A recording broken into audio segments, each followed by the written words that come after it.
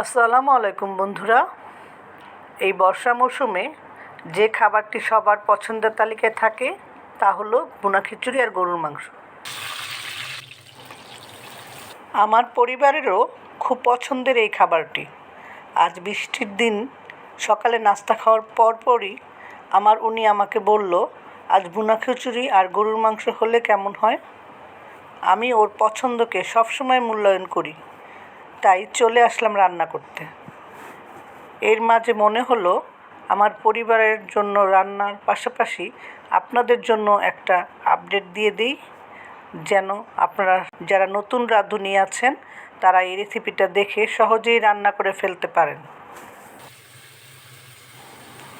শুধু নতুনরাই না, যারা পুরনো রাঁধুনি আছেন তারাও কিন্তু ভিডিওটি দেখে মিলিয়ে নিতে পারেন আপনার রান্নার সাথে।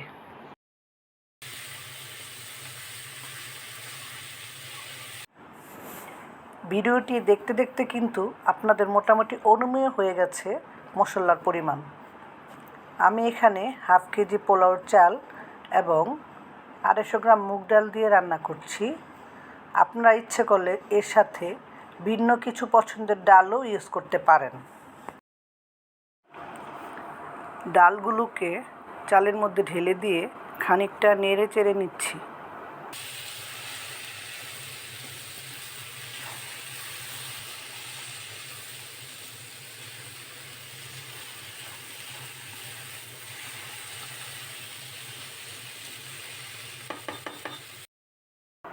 হালকাভাবে ভেজে নিয়ে এর মধ্যে দিয়ে দিচ্ছি 1 লিটার পানি। বন্ধুরা, সবসময় মনে রাখতে হবে ভুনা খিচুড়িতে চালের দ্বিগুণ পরিমাণ পানি ইউজ করতে হয়। পোলাও এবং ভুনা খিচুড়িতে গরম পানি ইউজ করতে হয়। আমিও কিন্তু এখানে গরম পানি ইউজ করেছি। স্বাদ বাড়ানোর জন্য এবার 4-5টি কাঁচামরিচ দিয়ে ঢাকনা দিয়ে ঢেকে দিচ্ছি। কিছুক্ষণ পরে বলক আসলে ঢাকনা খুলে আমি হালকাভাবে নেড়ে দেব যেন নিচে লেগে না যায়। পুরোপুরি সিদ্ধ হওয়ার জন্য আমি আবার ঢেকে দেব।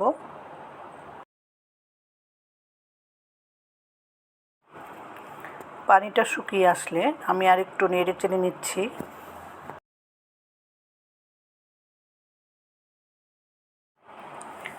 রান্নাটা মোটামুটি কমপ্লিট হয়ে আসলে আমি এর মধ্যে 2 চামচ ঘি ছিটিয়ে দেব। এ পর্যায়ে আমি একটা ঢাকনা দিয়ে ঢেকে 5 মিনিটের জন্য দমে দিব। 5 মিনিট পর আমি পরিবেশনের জন্য নামিয়ে নিয়েছি। দেখতে পাচ্ছেন বন্ধুরা, কি সুন্দর একটা কালার চলে এসেছে, আর আমি অসম্ভব রকম মজার একটা স্মেল পাচ্ছি। এই সুন্দর মজাদার স্মেলটাই মনে হয় বর্ষার দিনে ভুনা খিচুড়ি খাওয়ার ইচ্ছেটাকে আরও বেশি জাগিয়ে তোলে। আমি কিন্তু আজ ভুনা খিচুড়ির সাথে গরুর মাংস রান্না করেছি। গরুর মাংসের রেসিপি আমার ব্লগে অনেক আগেই দেওয়া আছে, তাই শুধু আজ ভুনা খিচুড়ির রেসিপিটা উপস্থাপন করলাম। সবাইকে আন্তরিক ধন্যবাদ। আল্লাহ হাফেজ।